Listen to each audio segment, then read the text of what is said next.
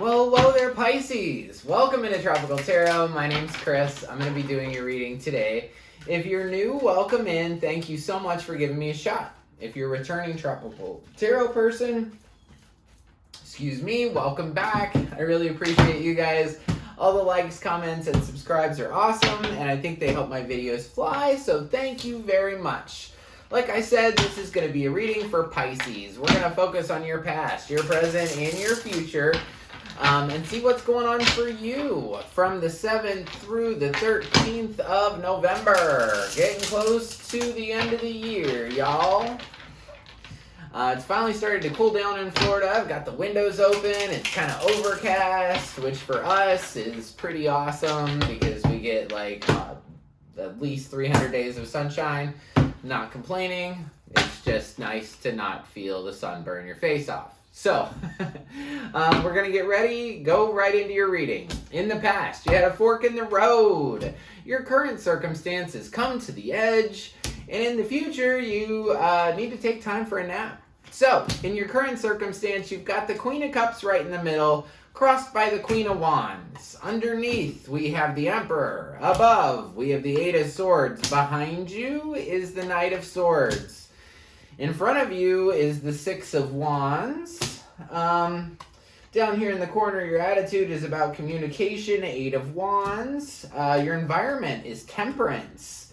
Hopes and fears is the Ace of Cups. And your final outcome is the Six of Pentacles. The overall energy for this reading is the Sun, which I love that. Sun is one of two things. It's either clarifying, because think about it. When the sun's out, you can see things clearly. And now it's interesting that I just talked about the sun and how we have like 300 days of sunlight. And here's the sun. So it's either about clarity or it's about happiness. So this is the happiest card on the deck. There is a baby riding on a horse, just having a great time.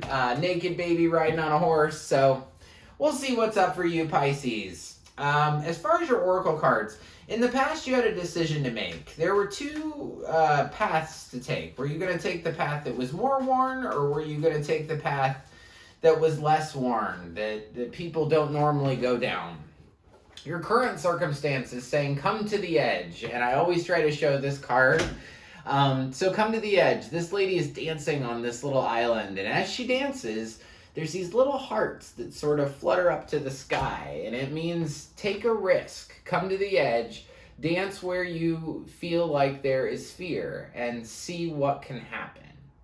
In the future, you have time for a nap, which quite literally means just taking time out for yourself. So, in the middle here, anytime I do a big reading like this, the middle card's always you. And you're showing up as the Queen of Cups. So, Queen of Cups is somebody that I consider that likes to get her emotions out. She likes to replay things that were emotional to her. I used to, a long time ago, before I became anywhere close to spiritually fit, I used to joke with people and say that I had this suitcase full of junk that I would carry along with me. And anytime you were to ask me about any reaction that I have, any action that I do that might be a little bit off, I would get out that suitcase full of junk and I'd pull it open and I'd say, look, look at what I've been through. It's kind of, that Queen of Cups is kind of that energy to me. Like where, I'm constantly going over the past. I'm constantly being stuck in the problem and not being in the solution. However, what's really interesting is that the Queen of Cups is crossed by the Queen of Wands. So I feel like even though you're kind of going through these emotions, you're feeling them deeply, there's this big side of you that doesn't want to be like that at all. There's this big side of you that wants to be passionate, confident, goes after what you want, doesn't have reservations about the future, just knows that she's fiery and that you're passionate and that you know how to go forward. You want to be confident. You want to be that confident, sure of yourself, authentic person. And that's kind of your struggle at this time. Let's go into the Queen of Cups just to see what are you dwelling about. And I don't mean dwelling in a bad way, but what are you feeling immensely? What are you feeling immensely at this time? Tell me what you're feeling for the Queen of Cups. Please tell me what the Queen of Cups is feeling. Knight of Pentacles, Five of Pentacles, Page of Cups. I feel like you had an idea of how you were going to get to where you were going to go. You were going to take the next right steps to get to where you needed to be, but I feel like where you got was a place of loneliness, and it made you want to make an offer towards somebody again. You could specifically be a Virgo. Just because we have the Knight of Pentacles there. So below you is your subconscious, and your subconscious is the Emperor. The Emperor is the divine masculine. He's all four kings put together. Typically, the Emperor really knows what they're doing. The Emperor is the boss.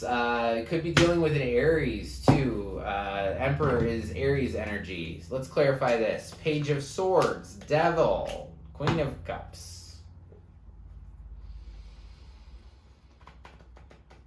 Well, Pisces, I don't like to say this, but it looks like in your subconscious, you're really attached to something. You're really attached to somebody. And I think it's the divine masculine. Could be a Capricorn, because we've got the devil here. But anytime the devil comes up, I say, what are you attached to? The reason I say, what are you attached to, is because these two people come to the devil with chains around their necks, right? Meaning that they're attached together. This can definitely signify codependency. It can also signify other things like addiction, stuff like that. So, you know, your Emperor could be addicted to something, or you could just be very codependent with the divine masculine. And that's kind of what this back and forth of, hey, I have a way to go, but then I feel all out in the cold, and then I want to make an offer again. It all has to do with this situation with the Emperor, because subconsciously you're very, very attached to this person. Above you is your conscious, and your conscious state is that you feel trapped. You feel trapped by your thoughts, and in this particular deck, I'm going to show you the card here, it feels like you were burnt out. It just feels like there's smoke around her, right? And the reason I use different decks sometimes is so I can get different images of things, and I can portray things differently. So, you know, Eight of Swords is typically that you're just trapped by your thoughts, but I think that you're burnt out from your thoughts.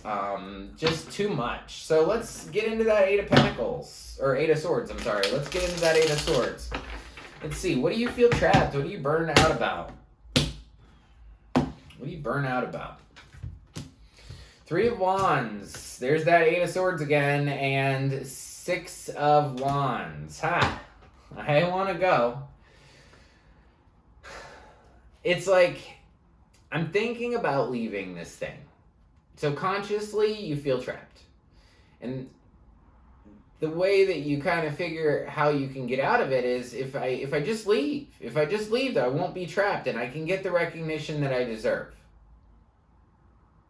That was very loud. In the past, you have the Knight of Swords. Knight of Swords is somebody that it's like teenager energy. Knight of Swords, not exactly, you know, a mature person, but this Knight of Swords, he's in your past, and Knight of Swords rushes in to get what he wants. He has like one goal in mind. I'm not too sure what his goal is, but he has a goal in mind, and that's all he cares about. He's not very compassionate. He just has this, I want what I want when I want it. It's not the player energy. That's the Knight of Wands. This is the Knight of Swords. Just kind of somebody that has a selfisher, if that's a word, a more selfish way of viewing things. Let's clarify. Ace of Pentacles, Hierophant, and Lovers. You love this person immensely. You might have even been married to this person.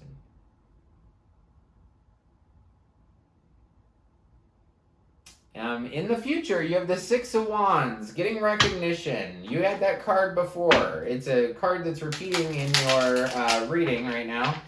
So the Six of Wands is about getting recognition. It's about people looking at you saying, oh my gosh, Pisces, they look so great. And this is in the future. So the reason that you're getting attention is because you've hung yourself upside down to find peace. You've also really worked with balancing your energy with another person's energy. And I don't know if this is so much about recognition from somebody else. It might be with this King of Pentacles here, but I think it's also recognition from yourself. Like, hey, I balance this thing. I have a more clear understanding of this. And then, as far as your attitude, you have an attitude of communication. I feel like you want to talk right now, Pisces. So let's see what you want to talk about. What's Pisces want to talk about right now? Ooh. 9 of Swords, 10 of Wands, 2 of Wands. I want to talk about how you put me through the ringer. I want to talk about how I'm unable to sleep. I want to talk about how I worry so much. I want to talk about how much stuff is on my plate. And because of all that, I'm thinking about different things. I'm thinking about moving on. So your environment is Temperance, which is very cool. This is this angel, perfect alchemist, right? It's an angel balancing 2 cups. That's your environment. The environment around you is conducive to making something real happen. You have Temperance here twice. Let's go ahead and clarify Temperance in your environment. Let's clarify Temperance in the environment. 7 of Wands, 4 of Wands, 10 of Cups. It's your environment is, I'll be darn it, I'm going to stand up for my relationship. I'm going to stand up for my marriage. And I'm going to achieve the ultimate in happiness, 10 of Cups. I'm going to achieve my wish fulfillment. I'm going to get what I want by balancing this. So, your hopes and fears, you have the Ace of Cups. I don't think I need to clarify that. That's a hope. You hope for your cup to overflow.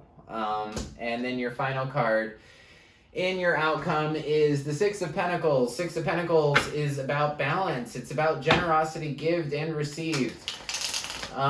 So let's clarify 6 of Pentacles for Pisces and see what we get. Ooh, God. 10 of Swords. 7 of Cups. Empress.